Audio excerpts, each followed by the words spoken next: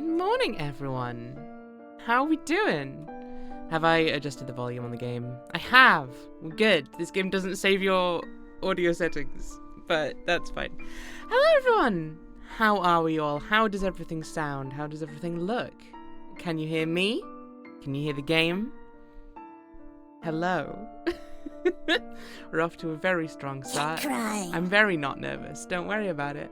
Fairies Introvert, thank you for the cat crime. Welcome in, all you lovely people. Welcome in, Kalaloff and Ravane and Rasha and Tony. Fairies Introvert. All seems good. Sound is good. Great. Obviously, we may need to adjust these on the fly. That's just the way this goes. Isla's wisdom is unavailable. What does this say about our agency to choose? He's on holiday. He's gone away for a little bit. He couldn't be here today. I'm very sorry, Ravane.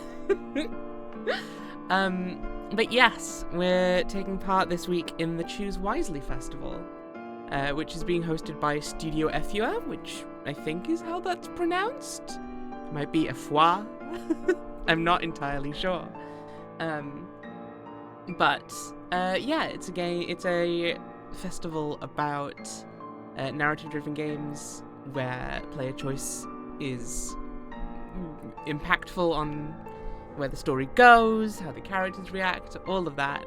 And I'm very excited because I love me some games with stories in them. This week, I'm gonna be playing so many games, guys.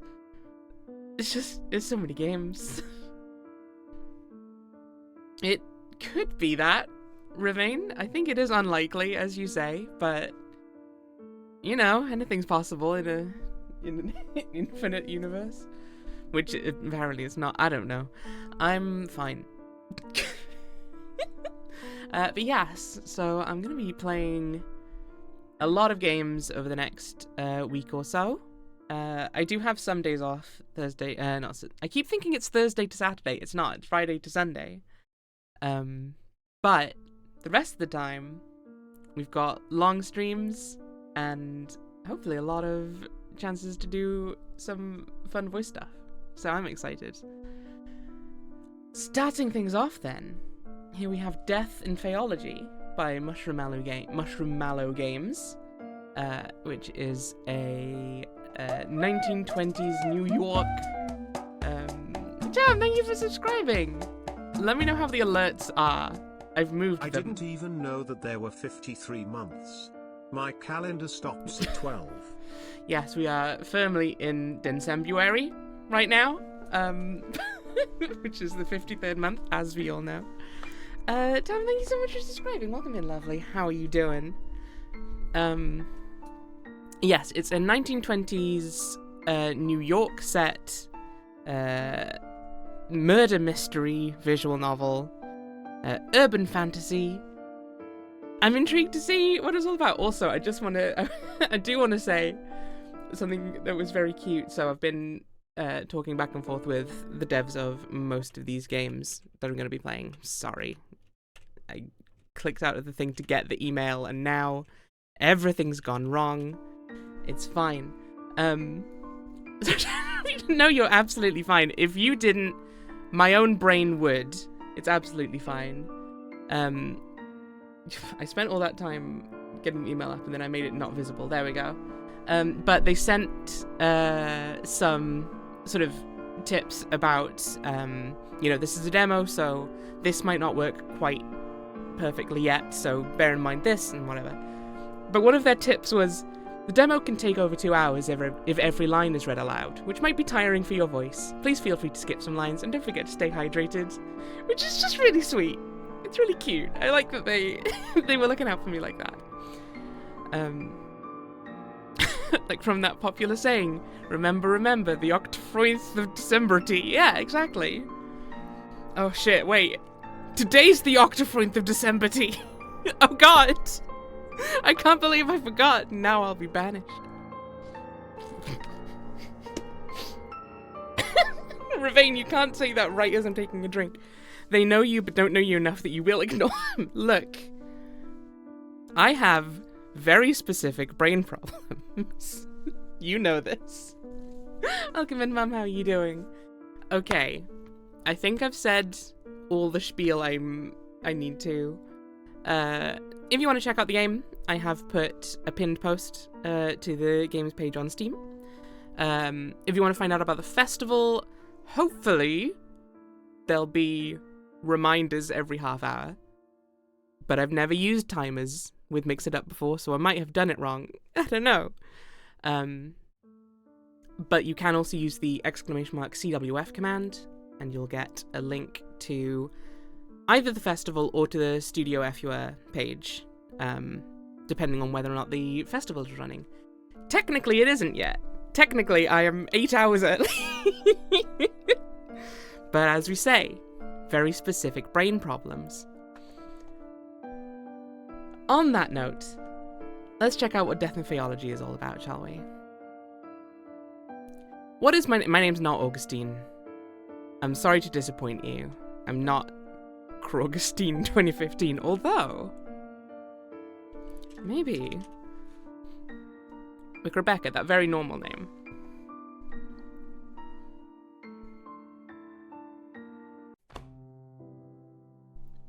Augustine of Crabbo, that's me. Grading first-year assignments can be such an exercise in patience. I ought to remind myself that Faeology is a relatively recent science, only a couple of decades old. This university, the only Faeology university in the whole country, was just finished being built in 1905. It's still barely acknowledged in the academic field. More importantly, I've got to keep in mind that children inherit their parents' prejudices and misconceptions. I'm seeing if I can read what that says, but I don't think I can. I think it's like Faeologia. But the rest, couldn't possibly say. The human world has formed its own notion of fairies. Alas, I find myself unable to suppress a big sigh every time I read references to poisoned apples ushering princesses into eternal sleep. A reference to the Cottingley fairies is one I can understand, since it was quite the sensation not too long ago. Although it would be clear in the eyes of renowned Faeologists that the photographs are mere imitations. A pity that Sir Doyle was taken in by it. I have to take a break. The grading session today is taking me on quite a tangent. My beloved Oz! Holy shit! I don't know who or what Oz is or how big they are, but I love them. I suppose having a fairy companion does give one an advantage in identifying genuine fairies. I'd say a break is in order, wouldn't you, Oz? Oz responds through trills that I've learned to interpret over the decades I've known them. Moth! Moth! The Cottingley fairies again. Yeah, and Princess's eternal slumber due to poisoned apples. I don't care much for human princesses. But making poisoned apples is rather an easy feat. Shall I turn one of them into a toad in front of the whole class to show that Fae folk is capable of more than that? At the same time, showing them that not all fairies are a friendly bunch? I can't help but chuckle at the thought of that. A bit of a troubling thing for a professor to think, but, you know, I feel like professors might sometimes struggle with their class. Can you romance the moth? I suspect not. I don't know this game to be a romance visual novel, but I can't say I know much about it. Anything's possible. I believe some might just quit that same day if you do that. Besides, if other Faeologists get a hold of your existence, who knows what they'll do to you. Wait! I just figured, like, having a fairy around was a rare, but, you know, understandable thing. But apparently... apparently no. Chances are high those people will try to pin you to a corkboard and vivisect you. Choose wisely, game! Is this the only game on my schedule now? Oh! Well, I didn't know people were going to know about these games beforehand. Cute. I would never let that happen. I've always appreciated you pursuing Faeology to ensure that. And this is the least I could do. We've known each other since I was 7. You've saved me countless times since then. Well, you could have let me bleed to death when you found me. I would never! I can hear a delightful melody of chirps laced with a touch of whimsy, which makes me feel just a tad fizzy. It seems that even the laugh of a fairy possesses some magical quality. And while you're on a break, isn't that something else on your agenda this afternoon? Right, Mr. Henkel's letter. I would never, unless you were one of my students. I'm looking forward to vivisecting them immediately. Especially that goddamn Daryl. Oh. Mr. Henkel's letter. Thanks for reminding me. I retrieve the letter from my patron from a desk drawer. I lean back on my chair and read the missive aloud to myself. Dear Rebecca, how long are you going to keep me in suspense? Will you or will you not accompany me to this year's Leo Scala? You could do a lot worse than forgetting your boring books for a moment in favour of whiling away an evening with champagne and canapes and invigorating company. And when I say invigorating, I'm not speaking of those old sods with the deep pockets ready to be exploited by way of funding grants for your research. I'm speaking, of course, of yours truly. Do write to me sometime before Saturday. That's tomorrow's date, isn't it? Daryl with his stupid tweed jackets and RP accent. Oh, I know. My delay in responding is entirely by design, I assure you. I'd hate to be getting the looks from the crowd like I'm a wet blanket. Phaeology isn't worth my dough, they'd say. Oz's replying chirp is decidedly indignant. I nod to Oz in agreement before returning to Mr. Henkel's letter. In other news, I've heard that little Ruthie Blythe caused a minor ruckus in the city's hottest speakeasy. If your old friend Detective Krause hadn't been in the area at the time as well, who knows what could have happened. Tweed jacket is for very fashionable birds. I find myself rather perturbed at this revelation. I would have telephoned Ruthie and asked what the story was, like when we were children. However, for better or for worse, we aren't on friendly terms anymore. I resume reading my patron's letter.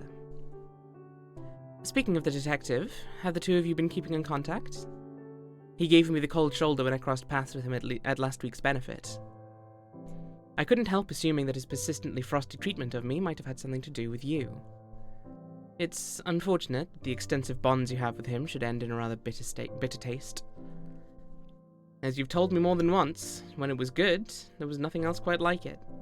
You don't need to tell me how I felt about things, sir. Well, maybe you do, to be fair. I don't know how I felt about things yet. I only just got here. Yet you speak very little of him now, and I find myself wondering if he still holds a place in that guarded heart of yours. Letter signed Yours Everlasting, Oscar Henkel. I mean, it quite clearly says yours truly, but we don't need to. Yours Everlasting is a bit of a cooler sign-off. Also an ominous one. Oscar Henkel, what's your deal? Well, I've kept Mr. Henkel waiting long enough. I press a pen to a fresh sheet of paper to commence crafting a response. Just then, a familiar rhythmic rapping pierces the silence. I glance in the direction of Oz, but they're nowhere to be seen. Oz must have camouflaged himself in a heartbeat. I put Mr. Henkel's letter in the drawer before calling out, "Come in, Minnie." My assistant enters the office. She's careful to snap the door shut behind her. "Professor?" "Yes, Minnie?" "Were you talking to yourself again?" "What business is that of yours, Minerva? I'm an academic. I'm allowed to be eccentric." "That's right. You know me." "I see." Sometimes I wonder what she must have thought while hearing the mumbling sounds of me speaking with Oz. Bug report. There's a big moth. But she knows when not to poke her nose into things. One of the things I like about her, and also what makes her the bee's knees when it comes to being an assistant. I'd hate to be the bearer of bad news, but he's here. That's what Daryl always says. You don't want to go down that path. Heaven forbid we be anything like Daryl. Who? Daryl? That police detective from the newspapers. Police detective? Even as I echo these two words, there's a sinking feeling in my stomach. You know, the man who made you crumple the papers and toss them in the trash can? In the end, we had to stop our subscription for the dailies. Detective Theodore Kraus. Yep, that's the one. Knowing Theo is here makes my world go momentarily off-kilt. It's as if, by the magic of the fairy tales I malign, the ink in my patron's letter has manifested him into the reception area. Minerva is not a moth. She must be the other romance choice. Can't you tell him I'm out delivering a lecture on the far side of campus or something? That depends. Is a lie like that going to deter this man? An astute question. She's truly wise beyond her years. Probably not. He'd happily traverse the entire campus just to torment me, I'm guessing. Alright, let him in. With a brisk nod, Minnie returns to the reception area. I barely have time for a steadying breath before Theo barges in. He drops a box on my desk right off the bat. What is this? Why is he in my office? Well, look who the cat dragged in. Not even a how do you do? What, did nicety suddenly mean something to you? I seem to recall you packing your bags and moving out with so much as a goodbye. There was no one to say goodbye to. Didn't you find out I left only a few days later? At least it made it easier for you to leave, didn't it? There's a tinge of hurt in his voice that I'm only able to pick up because we lived together for several months. As my mouth struggles to catch the words hanging in the air, I feel the piercing, icy silence creeping in. I'm sorry, I'm dating a moth now. You just have to get over it. I ought to break the silence before I freeze. What's in the box?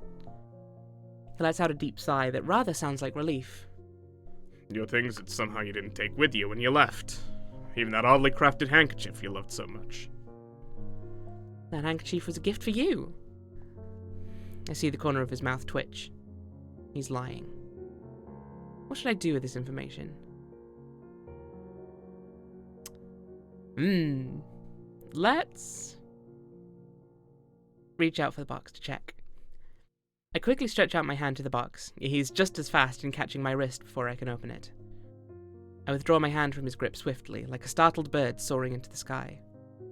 That truly caught me off guard. I'd forgotten what his hand feels like. I was only kidding.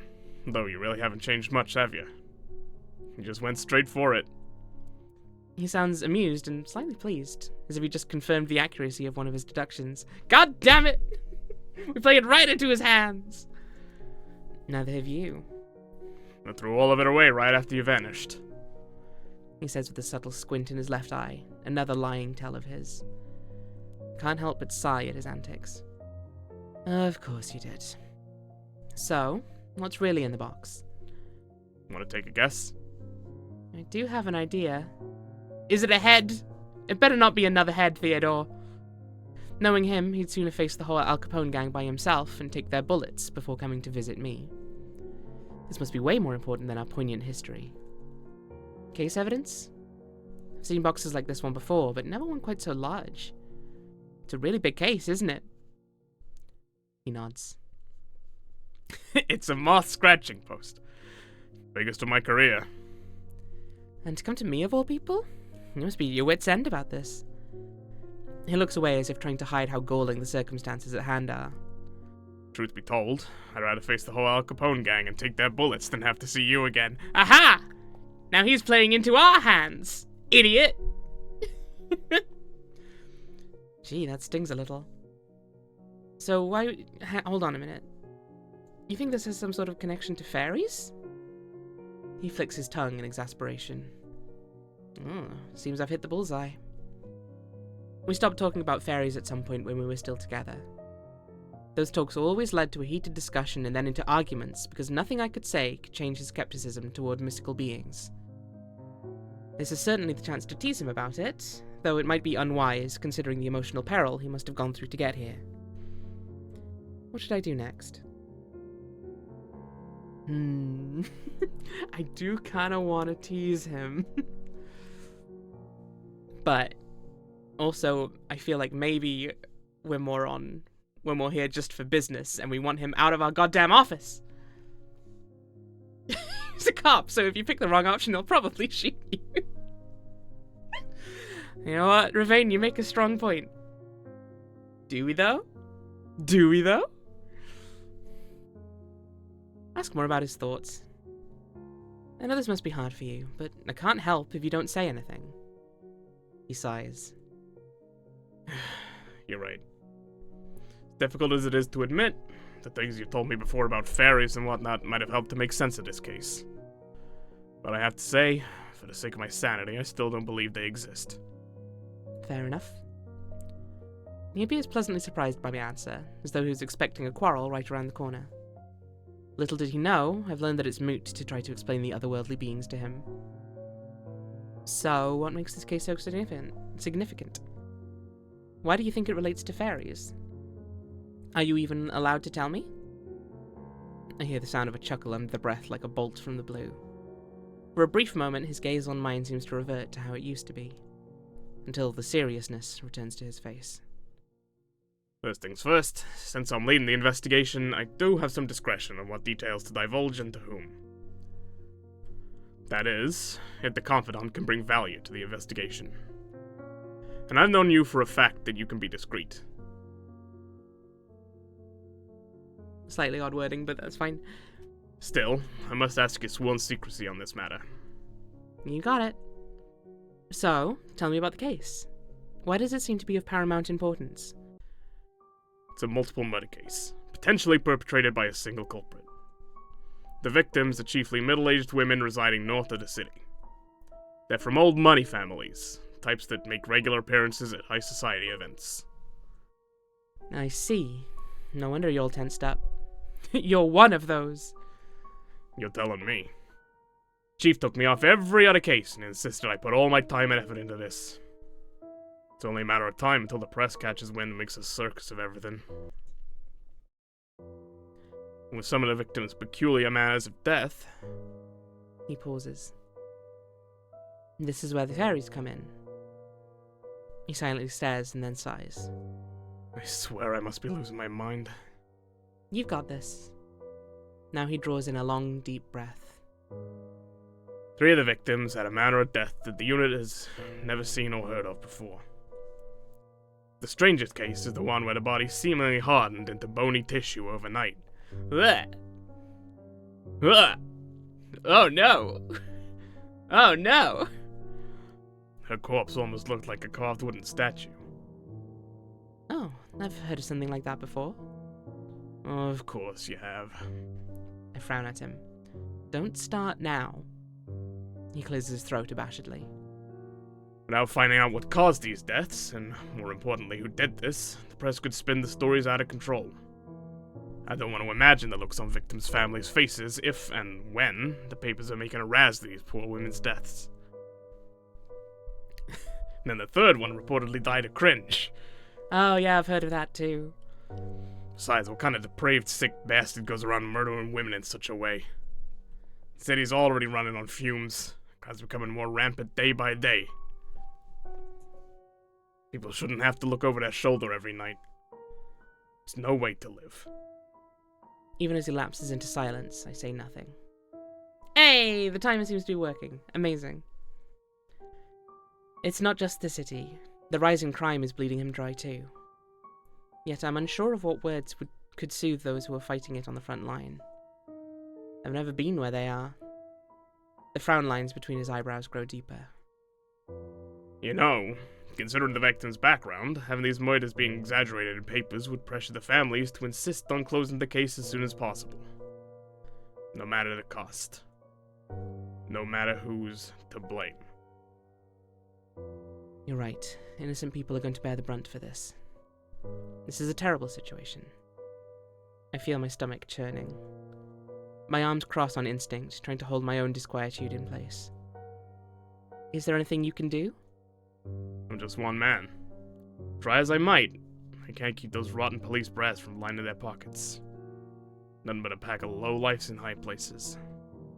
He exhales sharply, his voice laced with contempt. Then he falls into silence yet again. Similarly, words seem to have abandoned me, as I can't shake this feeling of helplessness crawling under my skin. After a minute, he meets my eyes once more. Well, you're a good listener. Better than most. He curls his lips into almost a smile. I don't mind it at all. Thanks. He clears his throat once more. Alright, let's get down to brass tacks. This box includes case files, crime scene photos, a couple of blood samples, which I was able to request to bring to you, and several other pieces of evidence. Other than the strange manners of death I've said, forensics was puzzled too by the blood samples. How so? One of them doesn't contain iron. That's interesting. Nothing surprises you, does it?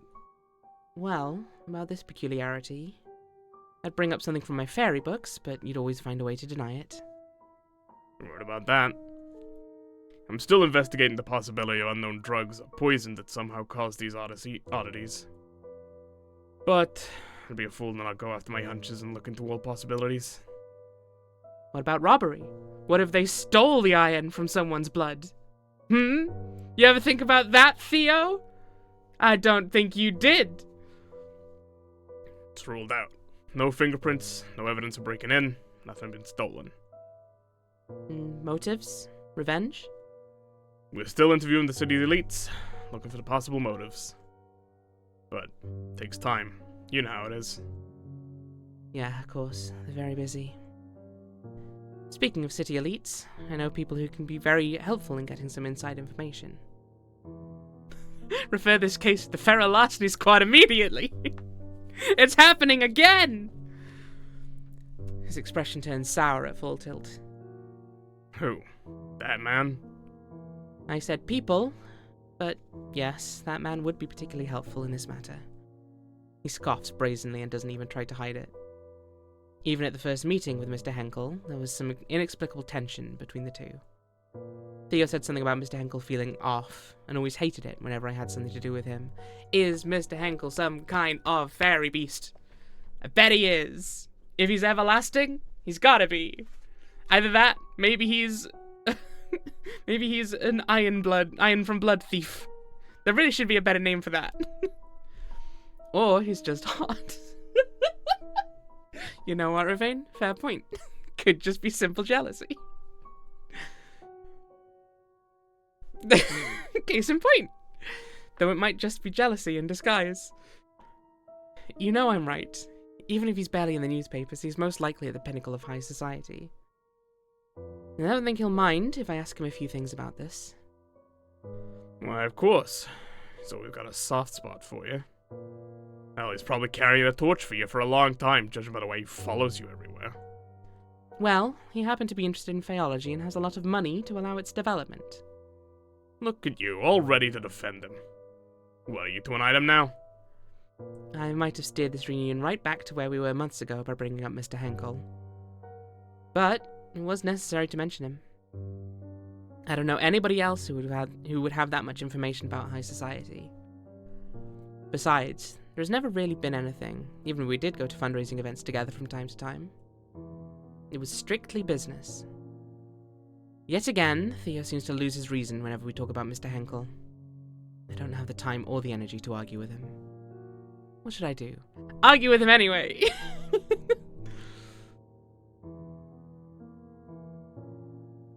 It's none of his beeswax what our relationship with Mr. Henkel is. Does it matter? You came here despite everything. You knew you got to do whatever it takes to solve this case. Describe Mr. Henkel's luxurious beard. So do it. He's taken aback by what I said and plunges into his own thoughts. I swear, one of these days you'll be the enemy. Fine. Just make sure you can keep it under his hat. I sigh in relief. I will. While we're on the subject of useful allies, you mentioned before about blood that doesn't contain iron? I can take the blood samples to the university's chemist. She's good at what she does. And she's from a rich family. She might know some of the victims or their families, at least. I'll trust your judgment. I take it this is you agreeing to help with the case? That's right. There are lives at stake. He lets out a soft smile, as though in quiet agreement with what I said. Thank you. Well, if you think it'll be helpful, you can even ask the people you mentioned what they know using the evidence items. Let me give you a brief tutorial about how you're showing stuff to people who wakes. First, you gotta open your court record. But the case files are for your eyes only. Understood.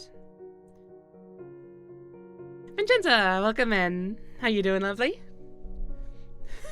And there's fairies to stake. He has fallen silent somehow, leaving an uncomfortable hush in the air once more. Ugh. Sorry, just... Ugh. Suddenly, a realization comes to mind.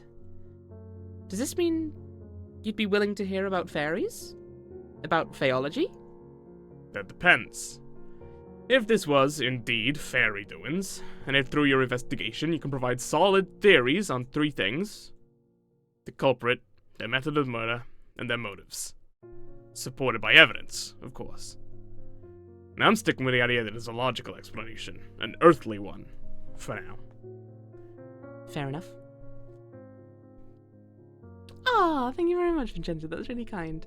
I'm doing all right. I'm really liking this game so far. Like we've only had one we've had a couple of conversations, but like mostly just sort of preamble. Just getting into the story of it now, and then presumably soon some kind of investigation. I'd wager that we have approximately 24 hours to get some sort of answer. An answer that makes sense. Uh-oh.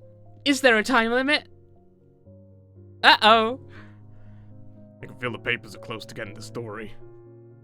While you're investigating this lead, I'll look further into unusual drugs and poisons. I know a guy. How about it, Faeologist? Do you dare take on this challenge? Do I?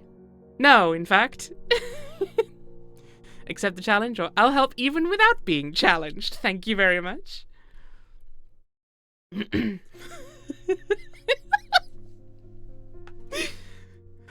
But if you only proved that fairies did it and how they did it, but don't prove why they did it, I still won't believe in fairies.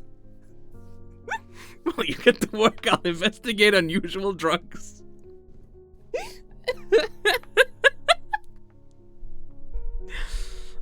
He hasn't changed a bit.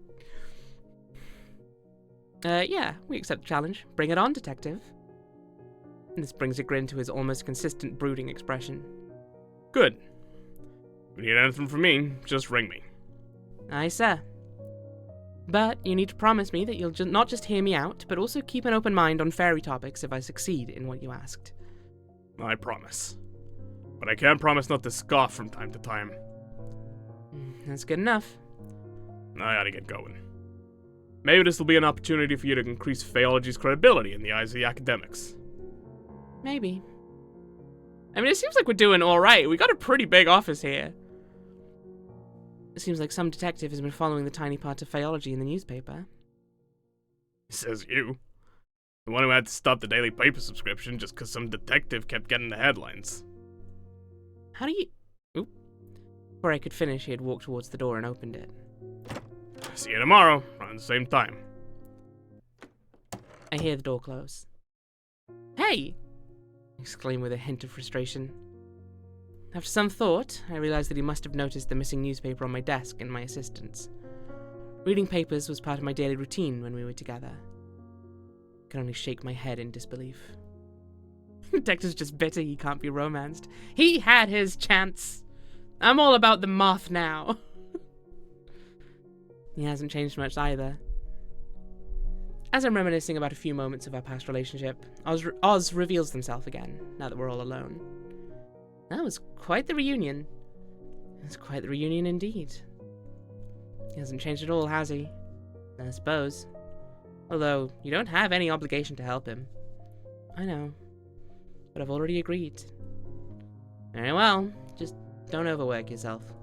I don't know the meaning of the word. Yeah, thanks, Oz. I find myself slowly drifting into thoughts. A victim's manner of death, hardening into bony tissue, could be one of the fairy curses, ossification. If only I could ask Oz whether a fairy was behind this, and which one, but it's not that simple. Even if they are my longtime companion, fairies have their own rules about exchanging favours, and they're secretive about their land, too. A favour like that doesn't come cheap. At least I'm stocked up on milk and honey for small requests. The critic said, welcome in. Oh, to be a moth person named Oz. We all dream of that. Speaking of requests, I should get started on a reply to my patron's letter. For some reason, he seems to be more insistent this time that I come with him to the gala. I retrieve a paper and a pen, and I mumble to myself as I write. Dear Mr. Henkel, I hope your recent forays into high society have proven more fruitful than they have in... Should I be hyperbolic? Always! More fruitful than they have been in the centuries you've been roaming amongst their lavish ranks. Sure. That's hyperbolic for sure, 100%. Definitely not just the case, because this is some kind of fairy man! Believe it or not, I have been considering whether the merits of trying to impress the wealthiest folk of the city outweigh the obvious indignities. You first brought up the possibility of my accompanying you to the annual Leo Scala a couple of months ago, and I'm still weighing my options. How do I want to play this? Be coy or be apologetic? Well, I mean, my default as me. However, let's be coy. Why not? You shall know my answer definitively if you find me on your arm on the evening of the event. Ooh! About Ruthie, I can't say I'm surprised to hear about her latest flirtations with disaster. Play it coy, become a decorative pondfish. Oz, can you turn me into a decorative pondfish? I feel like things would be simpler. Since we were both toddlers, she's frequently found herself in trouble. Her fiery personality certainly doesn't help her get out of quarrels. I'd love to telephone her and ask how she's doing, but we drifted apart a long time ago. Nevertheless, I'm glad to hear that Theo was there to smooth things over for her. I've now arrived at the topic of Theo, or Detective Kraus, as my patron refers. I suppose his query was meant to uncover whether I still care for Theo. How should I answer? Okay, maybe we can be dating people. Maybe there is some smooching to be done in this game. Probably not in the demo, if I had to guess, but...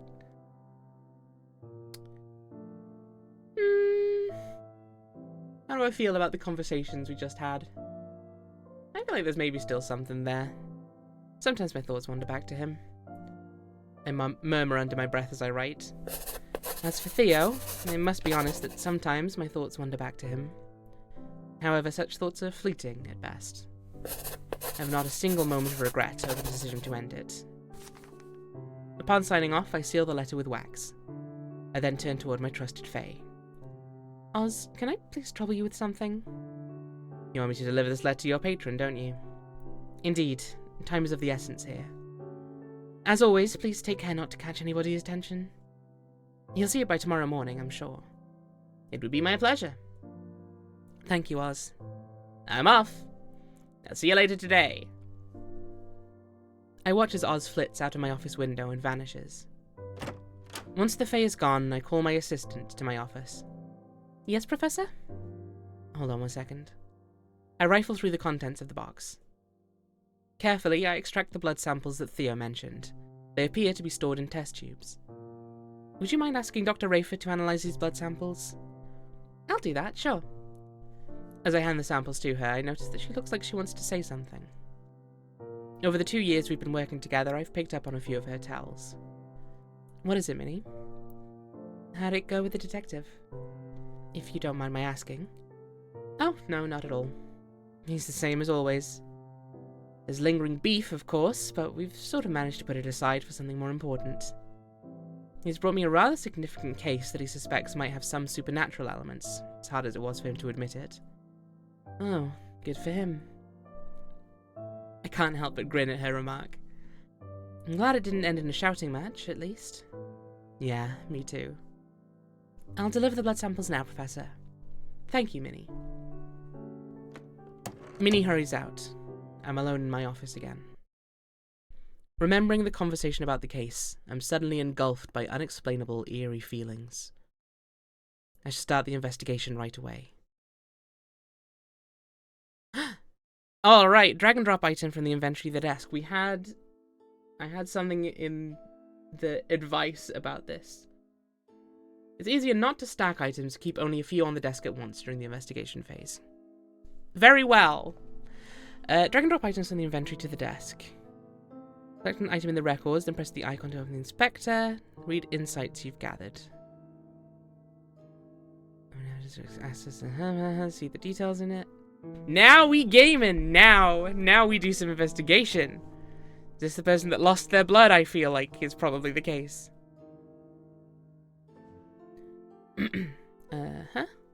Use the black light to see invisible things. Ooh. Ghosts? Read the encyclopedia to gain additional information. Press the button to end the investigation. Alright. Let's take a look. What have we got? Record, tools. Investigations? Aren't those illegal? You can't do that. I feel like I'm missing something, but welcome in, Scenario. How's it going? Let's take a look at these cases. Case file 1. Magnifying glass to look at it? Or did I already forget part of the controls? Help! How do I open the case file? Select an item in the records, then press the icon. Oh, that's the... Okay, yep. That's fine. There we go. Oh, okay, so these fill up as we investigate. Okay, that's cool. Also, strange that we can't read the case files that they have, unless they have literally nothing so far. Are you confusing murder investigations with murder instigations? You know what? That's probably it, right? Let's get a look at you. What's your whole deal? Oh, your bones! The first victim's crime scene. This is the first time I encounter something that could be ossification. I feel sick to my stomach. No one deserves to die like this. Something's odd with her fingers. Oh no, it's AI! Yeah. Something is odd with her fingers. Let me look at that. Let me look at that.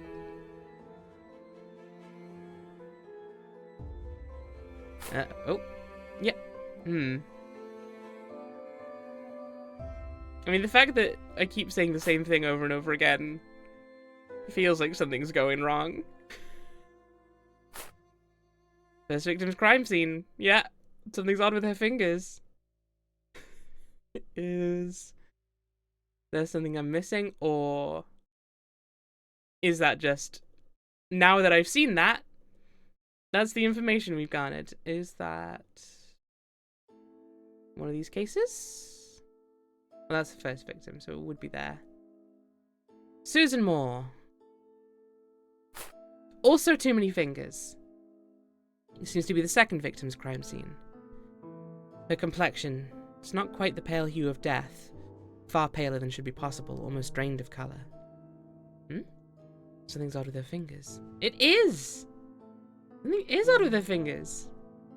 From the perspective of a police department that doesn't believe in fairies, how do they even know that this is a real dead body? The bone lady, I mean. It's a good question. It could just be a bizarre bone sculpture. And a missing persons case. Okay.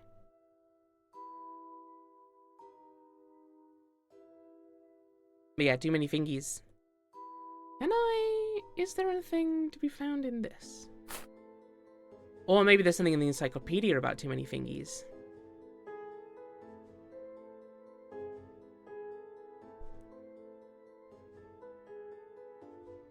Fingies.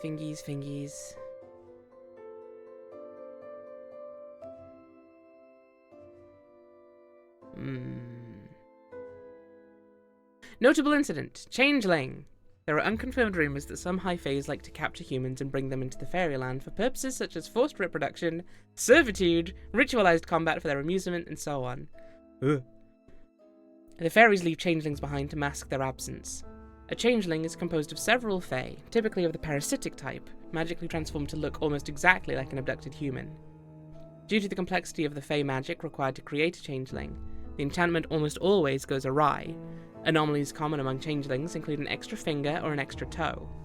Nearby heat conductors, such as small metallic objects, have also been known to repel or to warp the magic, creating changelings. Too many fingies! Examine the fact that there's too many fingies. I feel like I've not absorbed how the investigation works properly. I feel like I'm missing something. Insights you gathered. You don't access the information, see the details in it. Yeah. Okay, so maybe this is just... Oh, hang on, is this the other tip they gave me? The demo doesn't yet have a log system, so that might be what this is about. This might be why notes aren't being made, because it's not yet working. Okay, I thought that was like a log of like dialogue and stuff. It's called polydactyly, and I'm told that's really lucky, actually. To be fair, it could also be polydactyly. One hand is a left and one is a right.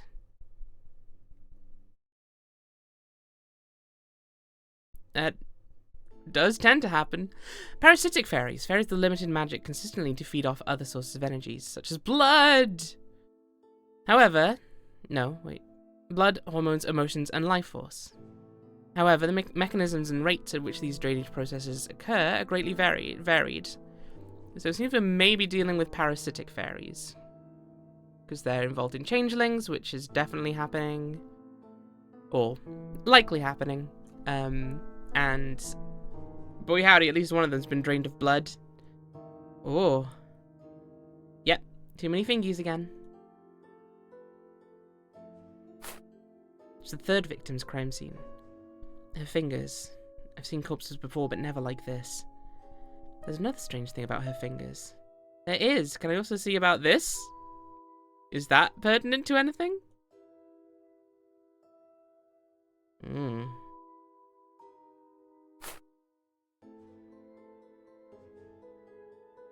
I'm not 100% sure what's happening with the dialogue boxes.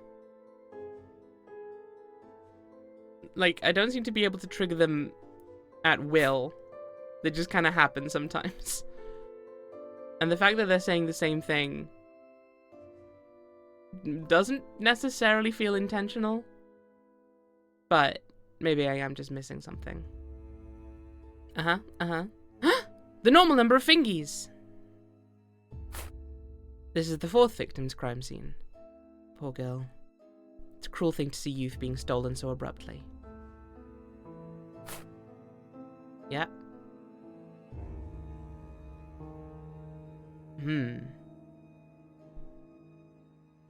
So this looks like some kind of a poisoning thing going on.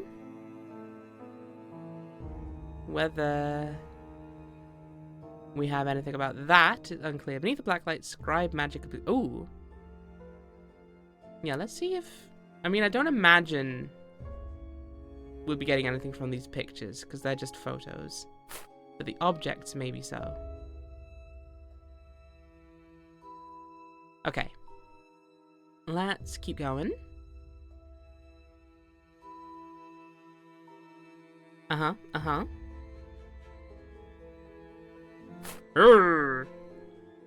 So this middle-aged woman in the collared blouse is the victim. Guess this elderly man in the suit is her father. This elderly woman wearing the cardigan is her mother, I suppose. This bespectacled man is perhaps her brother?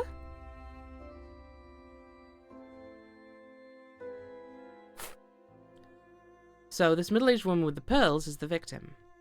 Guess this elderly man with facial hair is her father. Ooh. I didn't mean to skip through those. Can we see that again, please? Sorry. One more time. Middle-aged woman with the pearls is the victim. Elderly man with the facial hair is her father. Elderly woman with the fur collar is her mother. Old man in the dark suit is maybe her brother?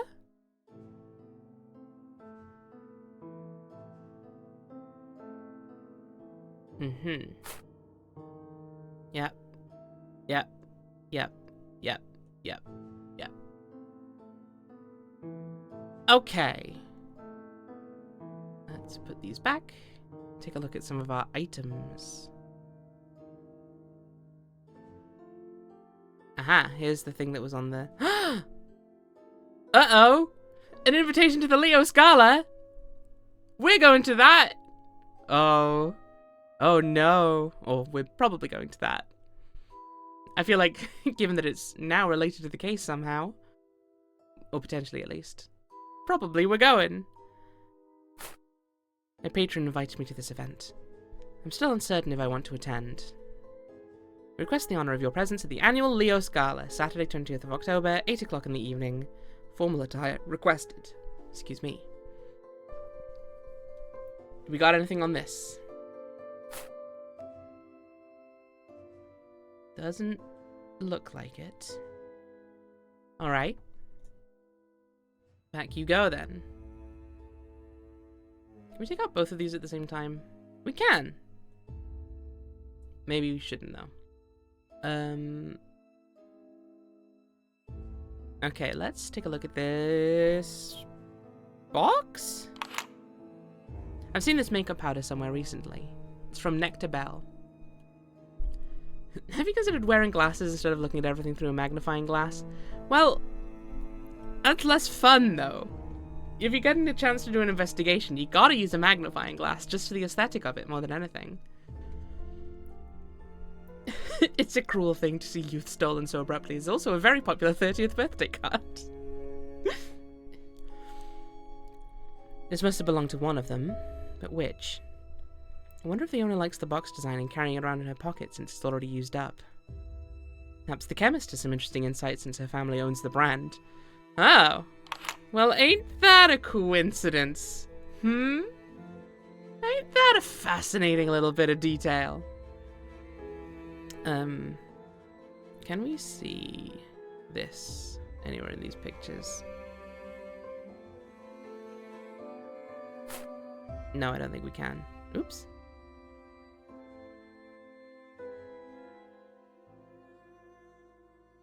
Nah, not that I can spot at least.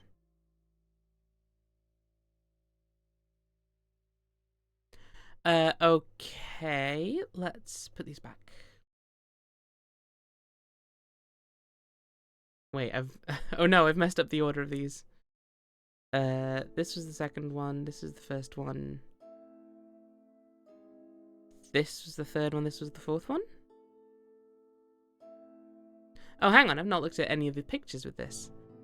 Photo 1, Audrey Wooldridge. The crime scene photograph of the first victim displays her manner of death, specifically hardening into bony tissue. This phenomenon is known as ossification. There seems to be something strange with the victim's fingers. Sure does. Crime scene photos of the second victim displays her manner of death, which is refusing to drink anything but her own blood. Oh. Oh. Huh.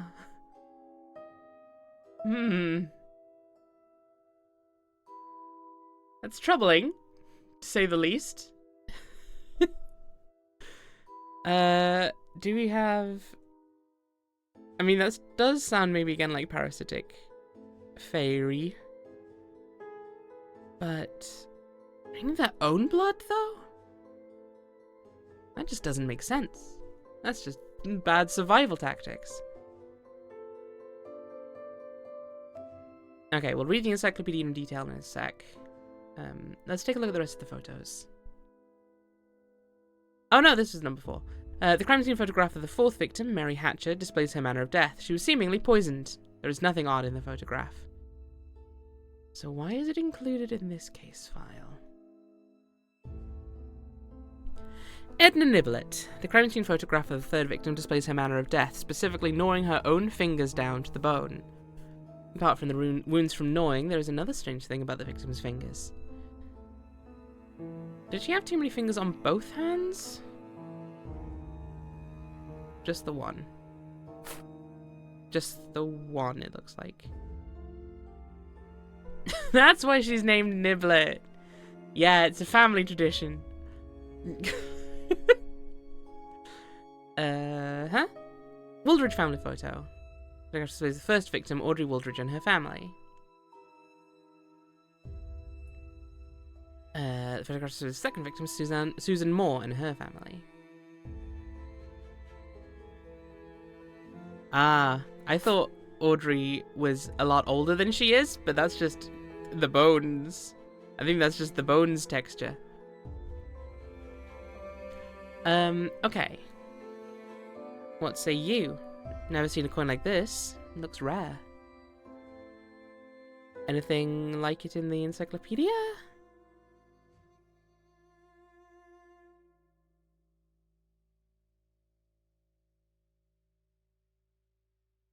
Not immediately, at least. Okay. Do you have any traces on you? You do. You're covered in it. Uh-oh. Oops-a-daisy. it exploded. What's happening? It's tarnishing. What does this mean? With black scribe magic appears blue, warrior magic red, and parasitic magic purple or violet. So this... Ooh. Oh! I've seen this before. This is parasitic fae. The failed transformation magic? Uh-huh. It is a parasitic fae. So this got in a fight with a warrior fae? Sustained blacklight illumination on an object imbued with fairy magic may reveal intricate details of certain complex spells. Hey, how about that? We've got an ad break. Let's take a little pause then, while the ads are running. That's just in case anyone's watching who gets stuck in ads. Also, taking occasional or probably frequent breaks is probably a wise idea for me. During this, I'm gonna stand up for a bit. I'm gonna do a bit of stretching. I recommend you all do some stretching as well. One romance option dead already. Oh no! Little parasitic fae. My beloved. Wah. This one's no moth. Oh no, Fizzy apparently disapproves. And had to make sure that I knew. Hello, Fizzy, how you doing?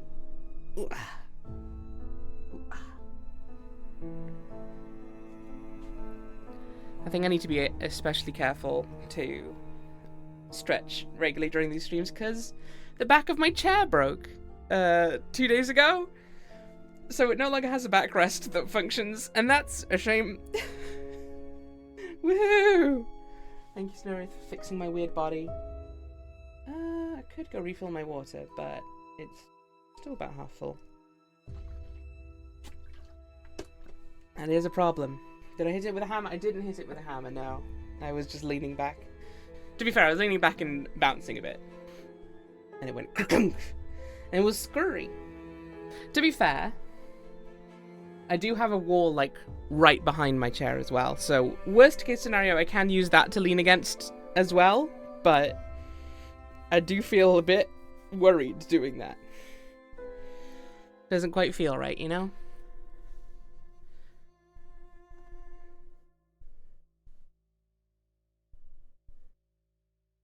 Using a normal chair killed my back, yeah. Unfortunately, that's not really an option for me. I guess I could technically put my streaming stuff onto my laptop, but my laptop also frequently makes really horrible loud noises, so it's probably not great to stream from. All in all. So we're just gonna have to live with it. Stoolbacker, that's what they call me. At the at the hospital.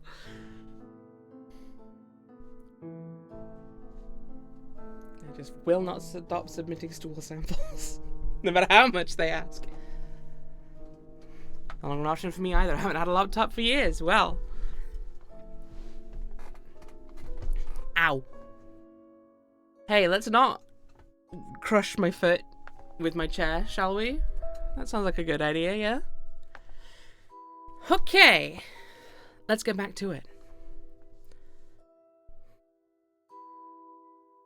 Can we put this bug in the records? We can! To be fair, it's not a bug, it is a fae. And I guess we probably have to. It's like, hey, the coin turned into a bug? I don't think we scanned this, did we?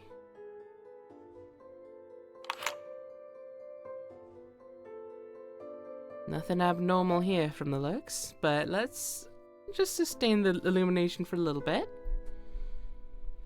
Leave the navigator's back support. I mean, yeah, kinda. Okay, I think that one's just a box. This... Actually, let's take a look. Beautiful cosmetic eyeshadow box adorned with gold accents, butterfly motifs, and a beautiful lady on the cover. And the dead fae. This fae is of the parasitic class, as confirmed by the violet traces visible beneath the black light.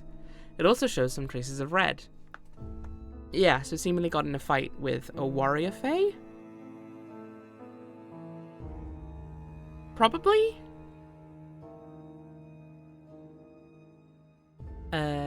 Ring. Nothing yet. Makes sense. A wedding ring. Seems to be made out of gold.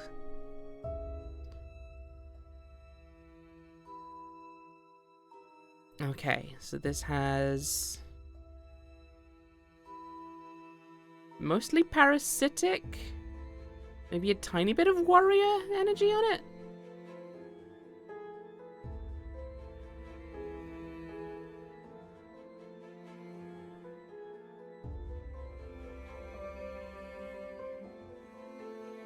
I will say, while this mechanic is interesting, it is an accessibility issue.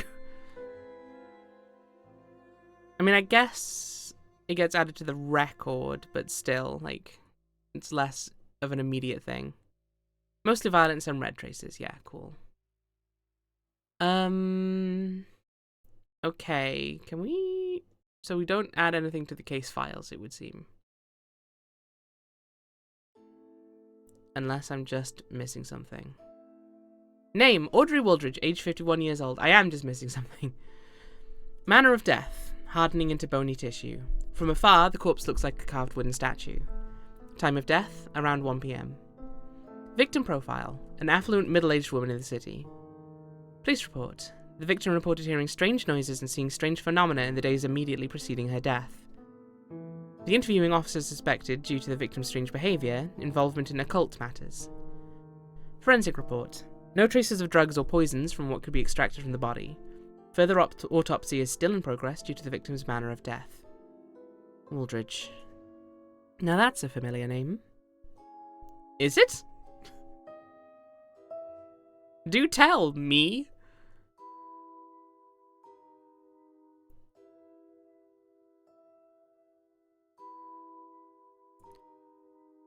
I think I'm beginning to understand how the magnifying glass works.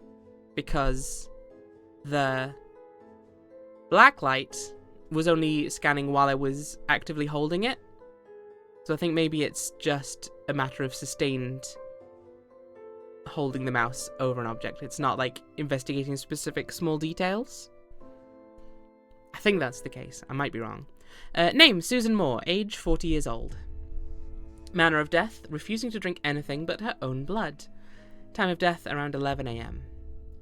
Victim profile, an affluent middle-aged woman in the city. Police report. The victim's mother reported that the victim was suffering from a prolonged paranoid episode in the days leading to her death. Specifically, the victim was acting erratically and saying strange things. Forensic report. Despite the manner of death, there are no signs of dehydration or hemochromatosis. No traces of drugs or poisons. Blood type unknown. Other blood-related investigations are underway. Note: blood does not contain iron.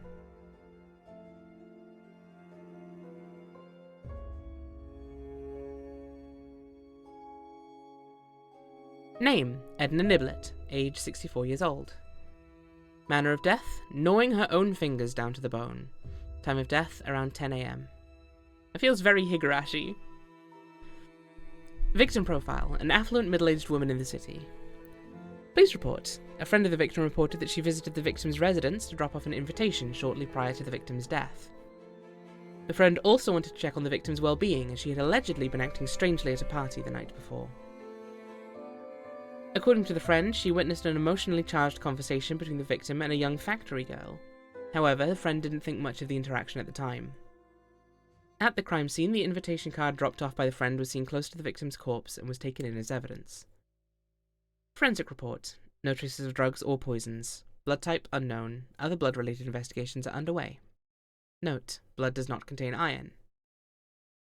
Both of their blood doesn't contain iron. Strange phenomena, like the local bonesmith taking detailed measurements of her. Look, everyone needs to make needs to make enough to keep the brand on the table, you know?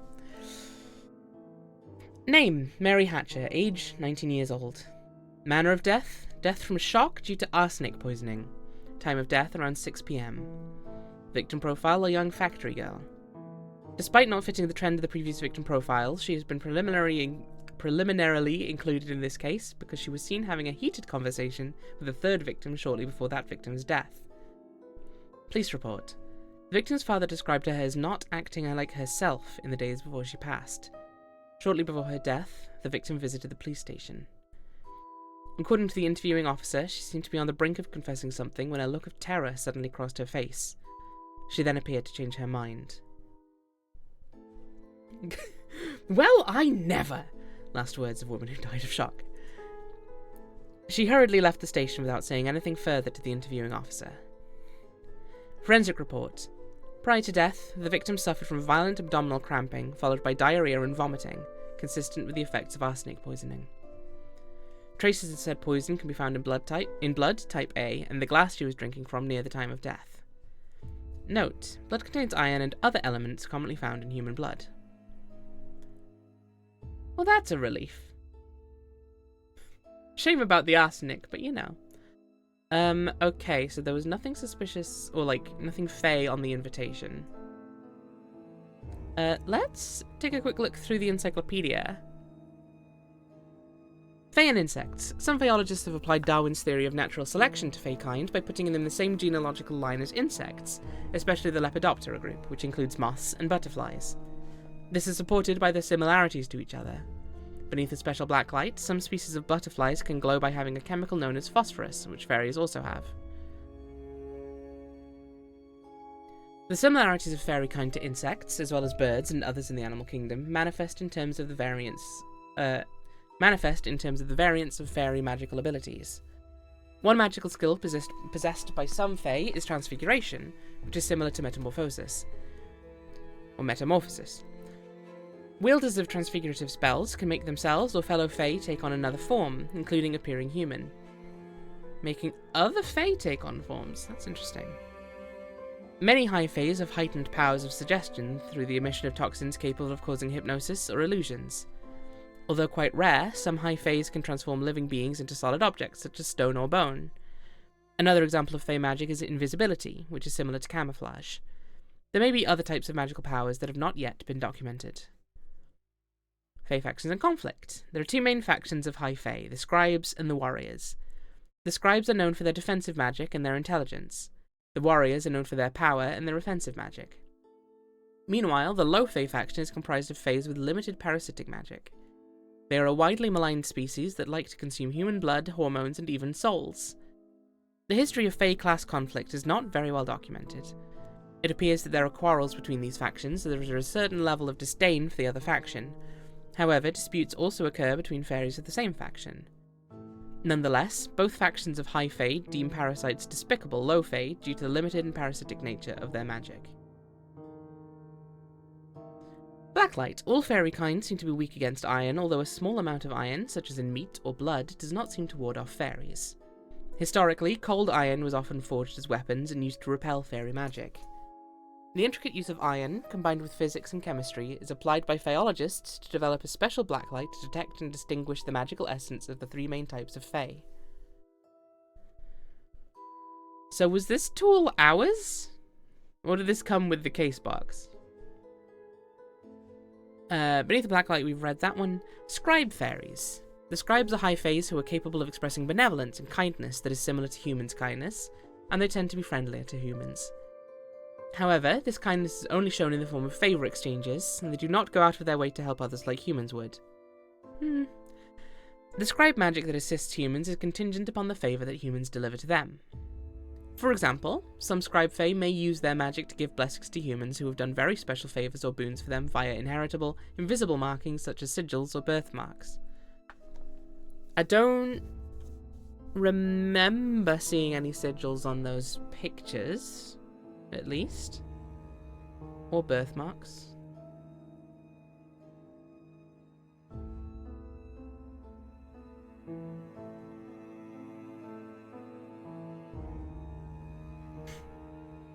When your PNG tuber bounces up a few rows of pixels at the top are cut off, is that something you can easily fix?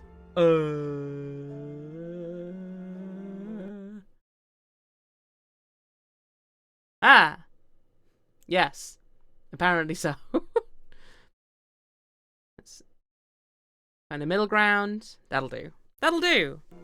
Thank you for pointing that out. Yeah, I'm not seeing a birthmark or a sigil on there.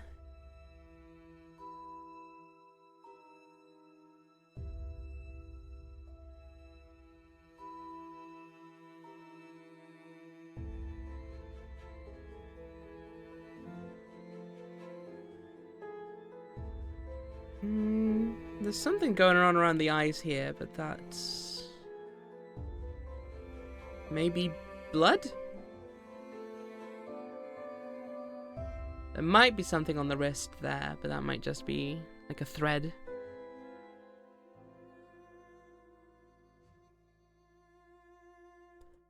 Anything you got going on? Not immediately, obviously.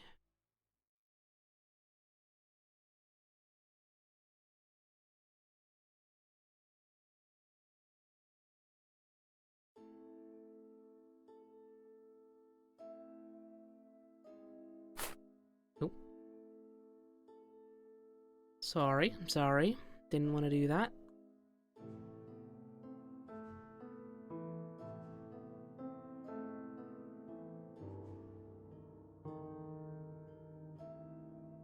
What was wrong with the automated haircut system? Well, it kept on doing itself, which is a hassle. Okay, I don't think any of these people likely have marks on them. Yeah, the only potential one being this one, but that's dubious at best. Okay. These blessings can last through generations. Ooh. The rumoured Fae-touched bloodlines have become wealthy and powerful through the decades that they have been favoured. However, they may also use their magic as a curse, sometimes even deadly if they feel offended or insulted. Some scribe fairies are also prone to pranks and mischief when they are bored. For the sake of seeing more of the demo, may I make a suggestion of something that's not very obvious? Sure!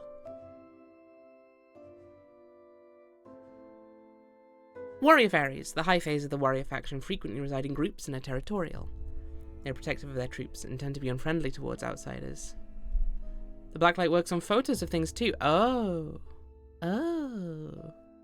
Okay. I gave up on that too quickly. Thank you, Ravain. Warrior fairies. The high fays of the warrior faction frequently reside in groups and are territorial. They're protective of their troops and tend to be unfriendly towards outsiders, especially if they come from the scribe faction or are human. They will smite anyone who interferes with their group. Humans entering their territory, even if accidentally, may face elimination through the warrior's offensive magic.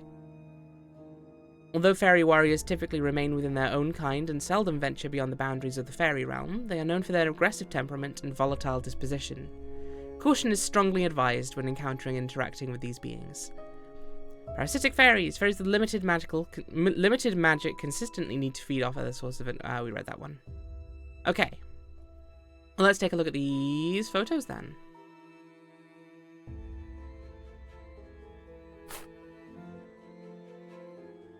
Okay. Doesn't look like there's nothing on that one. No.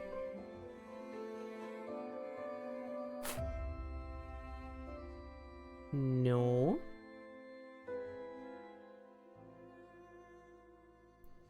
Yeah, come on.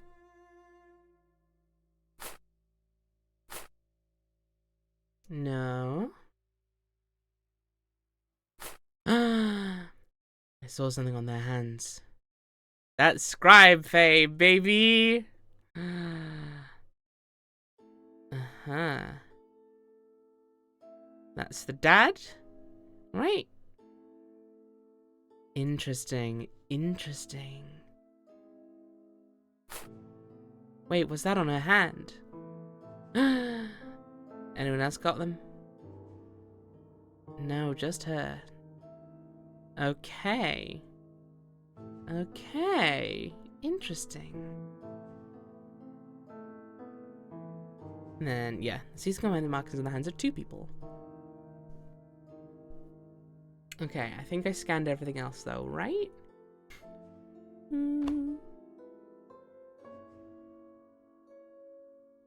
I'd be surprised if the case files have anything, but...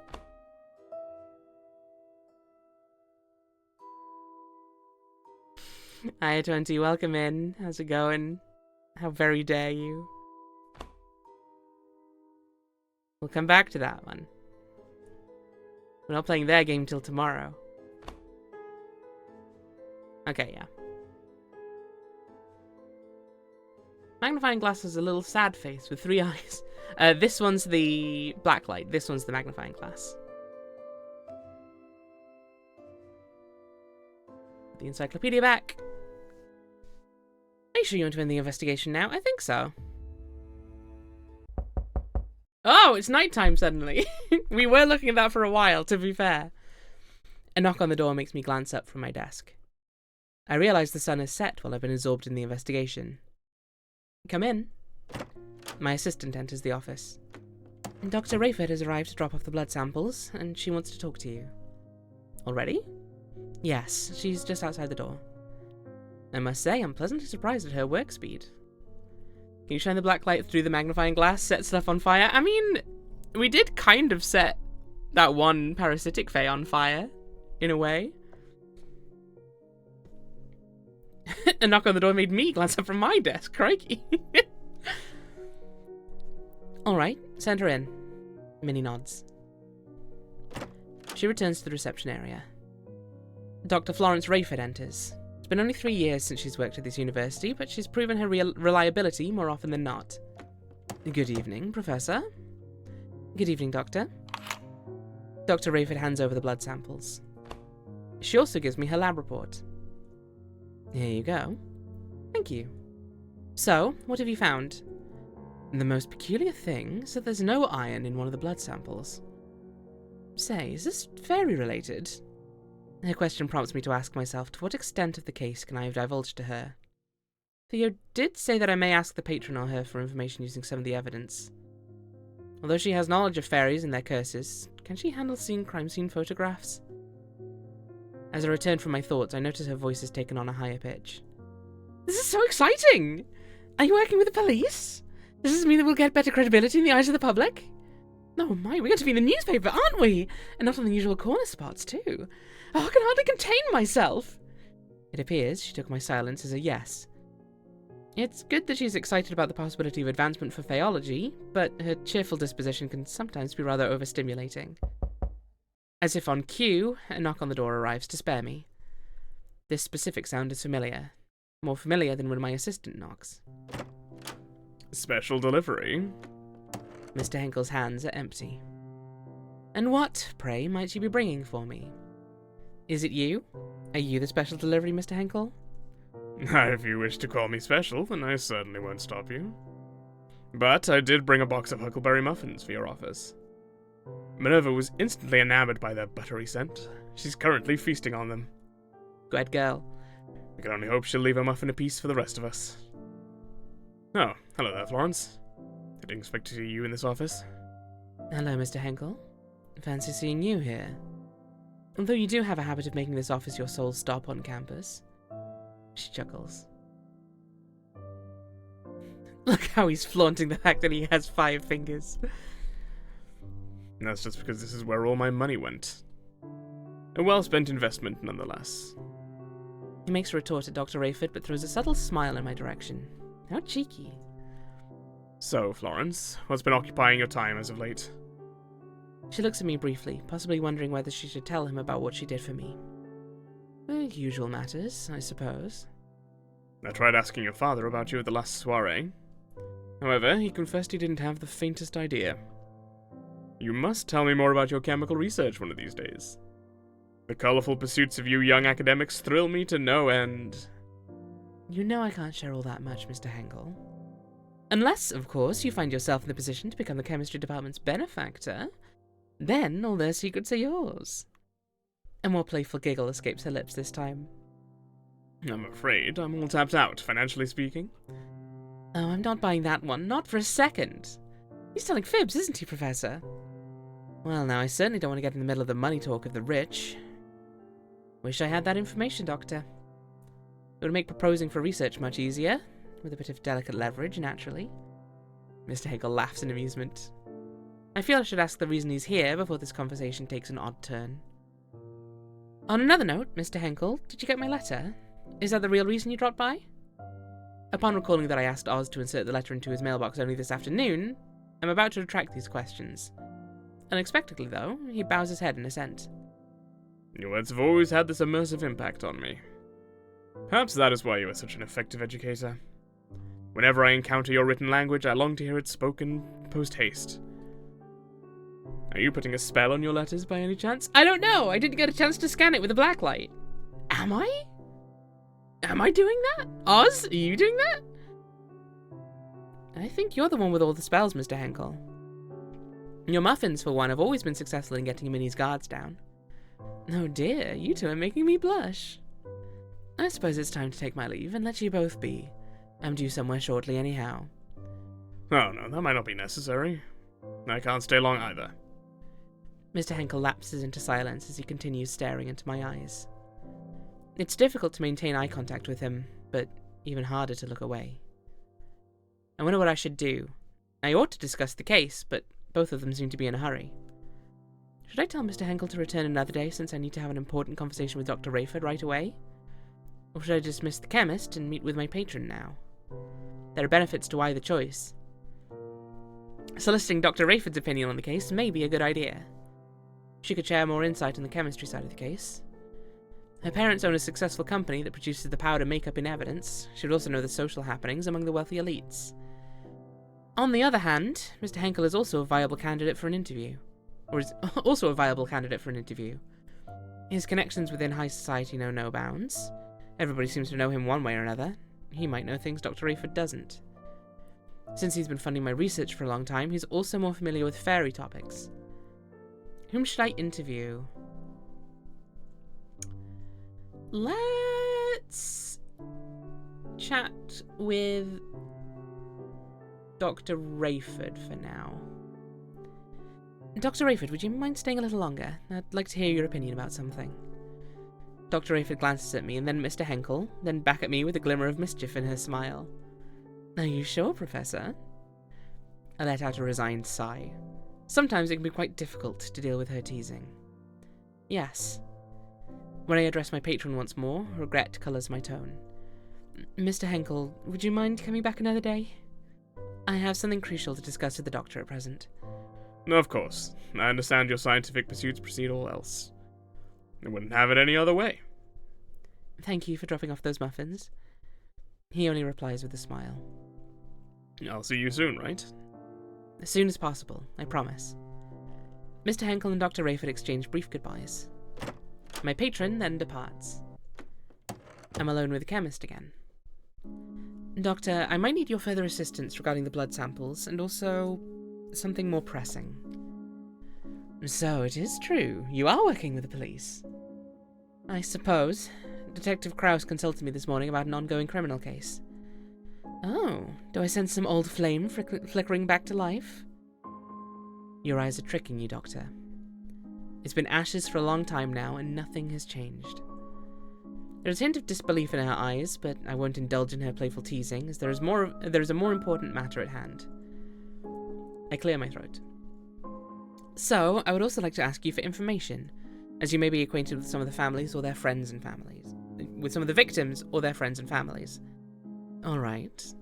I'd be happy to answer any questions you might have. Thank you, although I do need your sworn secrecy on this. Of course. I'm adept at keeping secrets. You need not worry. Those samples I analysed are part of the evidence in this case, right? That's right. Can everyone stop flirting with me for 5 goddamn minutes? People are dying out there! We have 24 hours to solve this case! We don't have time for smooching right now! Maybe later! Call me! Let us begin. I tell her the fundamental facts of the case while she listens silently all the while. When I finish my summation, she has only one word to say to me. Interesting. What do you reckon to this? Tell me about the blood. Ah, yes, the most intriguing piece of evidence. It's weird, isn't it, that it doesn't contain iron at all, even though it looks just like human blood. Not to mention the high percentage of phosphorus. Would you let me know if it ended up being a fairy after all? Only if I'm allowed. Is there any insight from chemistry as to why there'd be no iron in a red-coloured blood? Sadly, no. I'm just as puzzled myself. What about the other blood? I found traces of arsenic in this blood sample. Yes, that was reported by the forensics team too. One wonders who could have done such a thing to the poor girl. Actually, chemists do sell arsenic to common people to make their own weed killer and rat poison. I haven't done that in some time, not since the university contract. But I'm sure the detective has asked his henchmen to collect purchase records from chemists all over the city, don't you think? Tell me about this lab report. Yeah. I've done my best to put all the details there, although I might have missed something regarding the curious blood sample. Okay. Such as? What do you think of this invitation? This is tomorrow's gala. I'll not be going there since the opera is playing. I didn't know you're into opera, Doctor. My late husband and I used to go there one of our date nights. Sadness leaks through her eyes even though her smile stays bright. I hadn't the faintest idea she'd been married before. Speaking of which, I spotted Detective Krause at the Met during last month's performance. He appeared to be enjoying the opera, accompanied by an attractive, tall blonde woman. It's quite the unexpected sight. I never took him for an admirer of opera. Well, that's a new one to me. What do you reckon to this blood person? Mrs. Moore! She seems to recognize the victim quite fast. We've met once or twice at a clothing store and exchanged a few pleasantries. Occasionally, I would see her and her husband at various dinner parties as well. They're a lovely couple. What about this person? There is no sound to be heard as she stares at the photograph for a little while. I wonder if it's too much for her. Is this Mrs. Wooldridge? It's a little difficult to recognize her because of the... well... She speaks with her usual sunny lilt, which is quite surprising. I guess she's got a strong stomach. Yes, you're correct. What do you know of her? Everyone knows her and her family, that's pretty sure. They're one of the richest in the city, the elites of the elites. Accordingly, their circle consists only of very selective people, such as your patron, I imagine. Oh, and their family likes to host charity events. Did you ever know her to dabble in occult matters? Unfortunately, what I told you previously is all I know about her. If she did dabble, do you think maybe her manner of death is a result of occult matters? It's certainly a possibility. What do you know about these families? This is a family photograph of the Wooldridges. Ah, yes. It was everywhere in the papers when her father married the famous and one of the most beautiful socialites. The other man here is Mrs. Wooldridge's stepbrother. Do you know anything about these people? Aside from being fabulously wealthy and well-known, not particularly. This is Mrs. Moore and her family. Could you tell me what you know of them? Well, I've heard that when Mrs. Moore's biological parents passed away, she was adopted by her parents' trusted employees, from whom she received a lot of love. These employees couldn't have children, you see. Her biological parents left her a substantial inheritance, which she received when she came of age. Then she was married, out of love, to a wealthy entrepreneur. They were in hand wherever they went. It's a sad thing. Her luck seemed to slip away just when she needed it most. Dr. Rayford seems to know more about Mrs. Moore than she let on earlier. While she sounds quite sympathetic, I can somehow sense a hint of jealousy in her voice.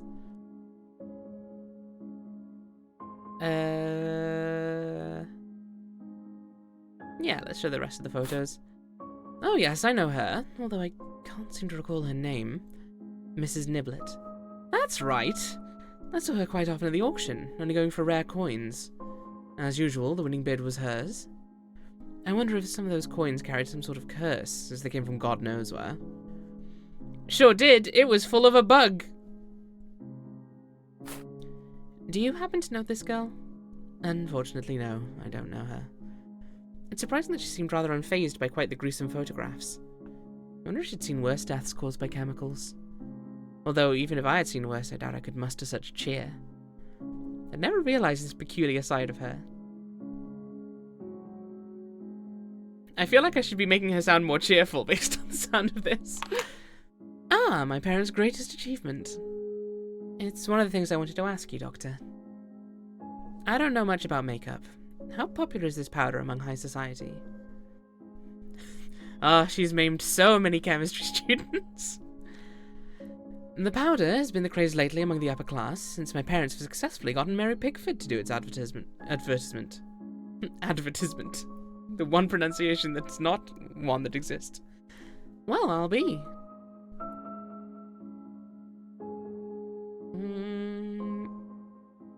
I don't know that I want to show her the Fae just yet. That seems maybe excessive. Ah, it's the demo. Who cares? What do you think of this bug? A dead bug? Is this part of the evidence? Yes. Used to be a coin. My, are you proposing to me, Professor? I'm afraid my heart still belongs to my late husband. I can hear sorrow seeping through her peppy voice. Quietly, I slip the ring back into the box. So nothing else you want to say about the lab report, no? Yeah, okay. End interview then, I guess. Unless... Okay, we can't go back to our desk. Are you sure you've gotten all the information you need? Unless we can talk to her separately from the items in our inventory. I think we've talked about everything. Except maybe when she said she knew more than she let on. But... no, okay. To acquire more relationship points before you can romance this woman. That's fair enough. Ooh. Sorry. Quick stretch. Okay. I was going to say I don't think I can investigate the room, but it's my office, so I don't imagine there'd be anything to find anyway. What do you think of my plants over there? Dr. Rayford, can I get your opinion on these books of mine? Yes. I have no further questions. I believe I have enough information for now. Is that so? Well, all right. Earlier you mentioned you had a prior engagement, so I won't keep you any longer. Thank you for your time. You've been incredibly helpful. It's no problem. Don't hesitate to reach out if you require anything else. I give her a brief nod. Dr. Rayford then departs from my office. I'm alone again, but not for long. My assistant pops into the office. Professor, I'm heading home soon. Is there anything else I can do to help? No, I'll be perfectly fine. I think I'll stay and work for a bit longer. Okay. See you tomorrow, Professor. Have a safe trip home. Upon wishing me the same, Minnie leaves. I have some time until I have to wrap up my workday and head home from the office. Alright, let's take a look at these reports, shall we? Ooh. Oh, my inventory's been switched around. Manner of death, hardening into bony tissue, blah blah blah. We did read these, that's all fine. Let's take a look at the blood.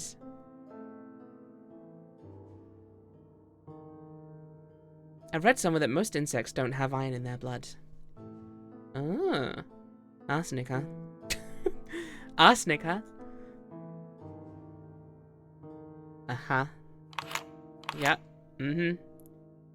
That's Fae blood right there, baby. Part warrior, part parasitic from the looks. Wish I had purple blood. Well, get yourself a parasitic Fae, I guess.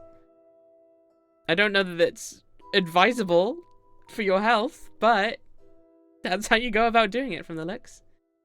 Lab report. What say you?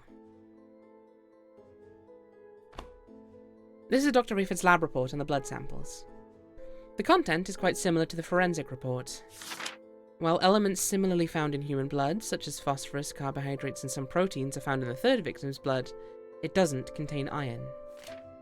Moreover, the amount of phosphorus found is a higher percentage than in human blood, making it possible for this to be the blood of a fairy. The fourth victim's blood appears to be normal human blood, with iron present. Traces of arsenic are also found. Although there is some new information, I'd expected the report to be more detailed. Then again, I did ask her to finish it as soon as possible, and she delivered. I don't imagine there's anything else to be gained from looking at the photos, right? Mrs. Moore... Oh no, there are some more things. Mrs. Moore and her husband seem like delightful individuals. Allegedly. You've not seen... Unless that's Mr. Moore. Yeah, the man in the darker suit seems to be the husband of the victim, the woman with the pearls. He's supposedly close to his in-laws. This means the other two are the victim's adoptive parents. This one didn't have... This was the one with only one. Yeah. Wait, was that on her hand? Yeah, it's not on anyone else's. Very well. What do we got? What do we got? May I point out another thing? Go for it, Ravane. I wonder if other people from my clique are involved in occultism. No traces of blue in this picture, though. Hang on. Not there. Look through both the glasses at the same time. Interesting. Interesting. Okay. Okay. So, can we then... Yes. Can I... Okay. Oh, okay. Okay. Do I do... So if the middle-aged woman in the collared blouse and the elder man in the suit of father and daughter, related by blood, the other two are the stepmother and the stepbrother.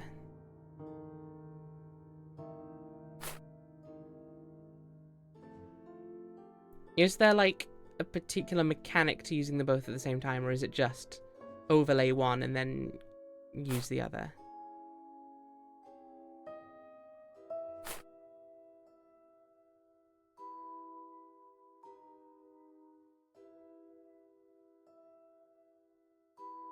Not sure. Okay.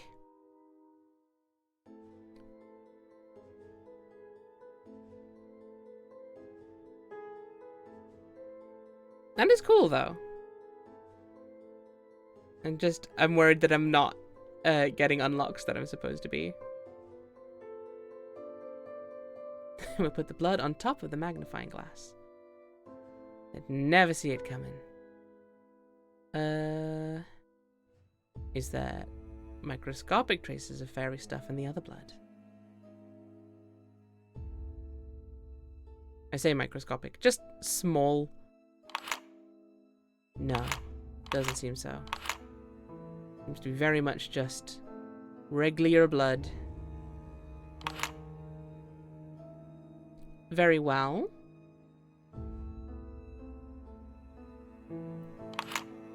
Can't even begin to imagine how her husband must feel, losing his soulmate this way. Yeah, I don't know that I'm getting necessarily new information from this. At least so far. What Dr. Rayford said about Theo comes to mind. I wonder if he's moved on after all. Well, if he has, That's none of our beeswax. This is the demo. It's not like we're gonna get... not like we're gonna get that far with him otherwise. So, yes, curiously though, they have... Okay. They have things on their hands in these pictures, but seemingly not in their death pictures. Let me just double check. Yeah, it's on her left hand. So there theoretically would be one there, but there isn't. Which I guess maybe means that the mark disappears upon death. Or something else in that vein.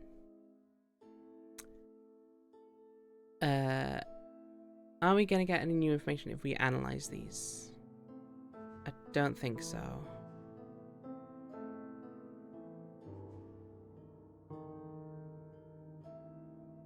Yeah, okay. That looks to be the same information that it was last time.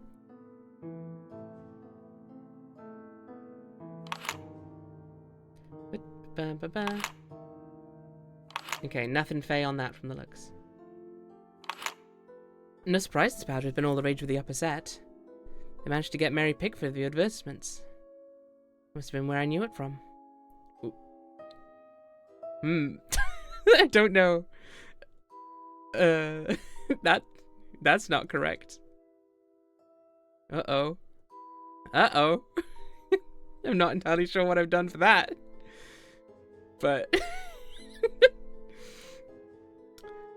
little don't worry about it. It's just a little bug. It's all fine. Don't worry about it. Okay. Let's end investigation and see where we're at. Because we are coming up at the end of the... Oh. Okay, the makeup box is just there to stay, I guess. We are coming up on the end of the slot for this game. So I want to see if I can get to the end of the demo before that happens. It's the next afternoon. I should be grading assignments. Or reviewing the lecture I'm going to deliver come Monday. Or do anything productive in the realm of professorial duties. Instead, I find my attention straying more and more toward the office door. I voice my frustrations to good old Oz. Theo will probably arrive at any moment. I can't stop wondering whether my explanation will be enough for him. In the past, no sort of explanation ever seemed to please him when it came to fairies. And why should it do so now? My voice cracks with concern. And this time, he came to you bearing in mind the possibility of fairy involvement. He'd be a fool if he discredits you so soon. My fairy companion's chirping becomes increasingly stern this time. But you need to get yourself together. You must remain steadfast and strong when facing the detective. Don't permit your voice to falter when presenting your findings. I know I can't let myself unravel at this point. It's just that he's never solicited my opinion quite in this manner. Professional insight, no less. All the more reason to be as calm as you can be. Maintaining your composure is essential to delivering a persuasive argument. But no matter what happens, at least you know you tried. At the end of the day, he's the one who needs to solve this case. You're right. Of course you are. I'm not a detective. I'm simply a professor sharing my perspective. Thank you, Oz, for always talking me off the ledge. Just then, somebody knocks at the door. That's my cute sail past your window, Ledge. Best of luck. I whisper a hurried goodbye to my fairy friend. I'll see you tonight, Oz.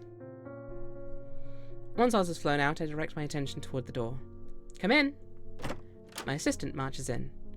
Professor, you have a visitor. Detective. Minnie nods. All right, send him in. Minnie nods once again and walks out of the room. Theo paces around a little bit after strolling in. He appears quite distracted.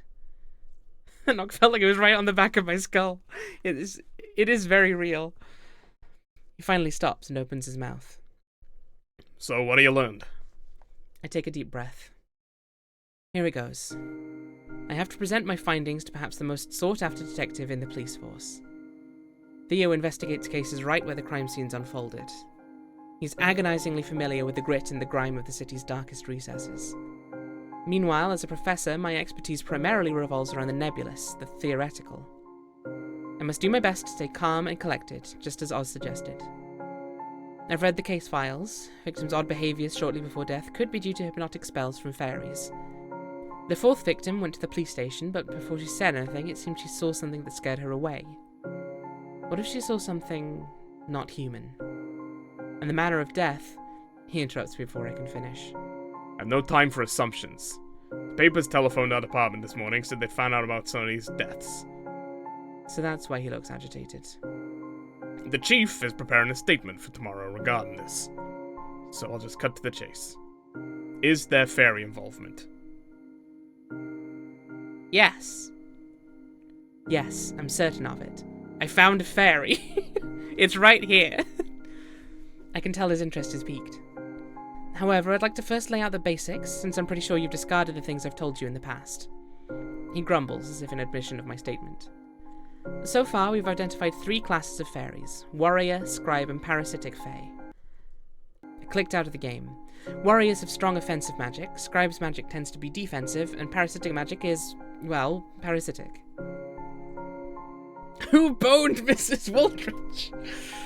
We Faeologists have developed a tool called Blacklight to detect traces of Fae magic. It can even be detected through photographs if the magic is especially strong. Warrior magic glows red, scribe magic blue, and parasitic magic shines purple. I found that, seemingly, fairies of one specific class are behind this. Which one is the culprit? Uh-oh. I mean, I'd say parasitic? Above all else? But they all seem to have had some kind of a hand in it. They're the parasitic class. Where's the evidence? The blood sample is probably the biggest one. The dead Fae is, like, right there, but it doesn't necessarily tie anything to the cases. Yeah, third victim's blood sample. How does this prove parasitic involvement? I slot the blood sample beneath a black light to show the magic traces. You see? It glows under the black light. I can see the purple traces, but what about this red glow? I'm taking a moment to collect my thoughts. You're right. I must have missed it. I didn't! I saw it! It's parasitic and warrior! What else you got? The dead Fae. How does this prove parasitic involvement? I put the dead Fae beneath the black light. This is a dead parasitic Fae. Look, it glows under the black light. Is this dead bug the one behind the murders? I can see the purple traces, but what about this red glow? He's right. I feel like I didn't think this through. I feel like I did, but... fine. You're right, it appears I should reinvestigate. Theo lets out a long sigh. The look on his face says it all. He's profoundly disappointed. Oh, I done bad. I chose unwisely. I swallow back a lump rising in my throat. Clearly, you haven't been thorough in your investigation. I wasn't finished talking, but sure, fine. Either you're missing important things or you just don't take this as seriously as I thought. But I do take it seriously. If I could just reinvestigate. It's hard to get any sentences out of my mouth. No words of mine could ease the way he sees me now. Doesn't matter. We're running out of time. I couldn't find proof of being unusual drugs or poisons either. Even the most atypical drugs don't cause this kind of bizarre hallucinations. No poisons could turn the whole body into hardened bones. His eyes narrow on me, full of quiet accusations. Honestly, I can't believe this. You've dedicated many, many years to the study of forensic Faeology. This is all you have to show for it? What are you... I know you're clever, capable, competent, but you ought to consider changing your field. You're not cut out for forensics. I feel like I'm starting to see red. I saw red already! I didn't know I'd only have the one chance here. Can't believe he's bringing my profession this way. I know I messed up, but you just crossed a goddamn line. He knows I tried my best, given the limited time, but he just keeps hammering away. I mean, I know how in-game me feels. It hits me all over again how easy it is for him to make me feel really small. I'm just laying down the facts. He says it so nonchalantly, as if he doesn't see the effect of his opinion on me. I can't do this anymore. My anger is beyond containment. I never want to see you again. Get out! Fine by me. I don't plan on ever coming back to this office anyhow. Upon picking up the box of evidence, Theo turns to leave. Don't let the door hit you on your way out! He slams it. I find myself striding restlessly in my room, seething with frustration. Perhaps this is for the best. After all, there's a reason I walked away, and it's all coming back to me. As I was steadying my breaths to calm down, I realized something. I haven't explained Dr. Rayford's findings on the blood samples, how it could be fairy blood, and the significance of the scribe sigils on prominent families. Yeah, I said they were all involved! But I didn't know which ones related to the case! She gave me additional information too, the victims as well as the popularity of the makeup. I didn't have the chance to tell him all that. Well, so be it. I'm not going to write him or telephone him. Perhaps I'll just write an anonymous letter to the homicide department. But first, I ought to finish grading the assignments that I neglected yesterday.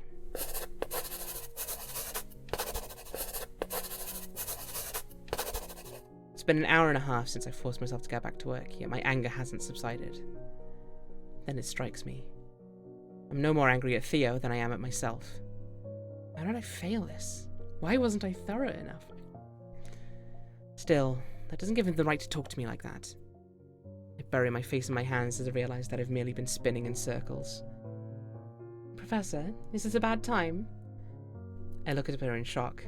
When did she get in? I knocked, then waited for a minute. I'm not angry at Theo, I'm angry at you, the player. I mean, yeah, that's how it feels. And it's like, I feel like I was thorough. I saw the things. I just didn't necessarily connect the dots right, I guess. And then it occurred to me that perhaps you didn't hear me. Oh, sorry. My mind is more than a little preoccupied. The detective had an intensely brooding expression when he left. I figured that the meeting didn't go well. I can stay longer today if you need to talk. Thanks, Minnie. I'm not sure about talking, but I could use some company. Of course, Professor. Would you like me to fetch us a bottle? Sure. Any preference? Whichever bottle is biggest. Whichever has the highest alcoholic content. Is this not Prohibition times? I don't remember when Prohibition was. Ending number 6, Bottle Blues. Cool. I did it. I developed alcoholism. Oh, no. I like that, though. I like that a lot. I'm really interested to see the story of that. And part of me is like, no, I've got to go back and do it again. I've got to prove that I can understand the forensics. But I also don't have the time. However, oh, has the pinned post gone? I think the pinned post is gone. If y'all want to check out the game on Steam, there's the link. Please go follow them. Yeah, that was a really good experience. I think the investigation bit was a little bit unclear. Of like, just hold the magnifying glass over the picture.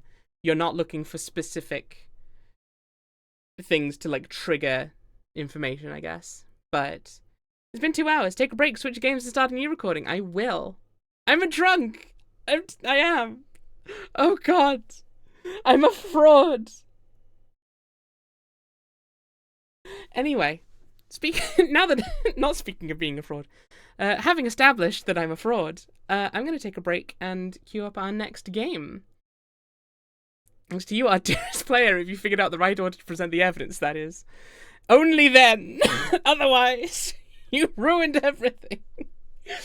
Yes, next we'll be checking out a game called The Real Face of a VTuber, which would be a very funny time for me to do a face reveal, but I'm not. But yes, I'm going to take a little bit of a break, and when we come back, we'll be playing that. See y'all soon.